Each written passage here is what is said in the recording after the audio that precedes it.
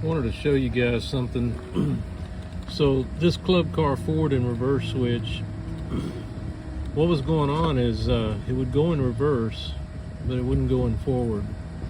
And this was after a long ride at low speeds. And what had happened was this pin heated up and melted the plastic here around that contact. And I've already cleaned it up here now, but if you have that problem where you have suspicions that something was loose, I took this whole thing out and looked in the back, and sure enough, this wire right here, the post in the back which goes to this contact, was just slightly loose, causing some resistance and causing it to heat up. Well, after about an hour's riding around, it heated up enough to where it melted this plastic around here. And when this contactor, they parked it and then went in reverse, and it was fine. But when that contactor went across that blob of molten plastic, it covered the contactor. So I took it all apart and found that loose wire back here.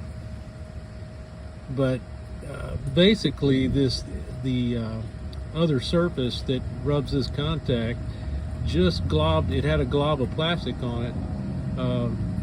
Pretty easy to take apart. Just take these 3 screws out. After you take the handle off, take these 3 screws out, and there's a roll pin, and this whole assembly will come out, and it'll give you access to these contacts. Clean them up with emery cloth.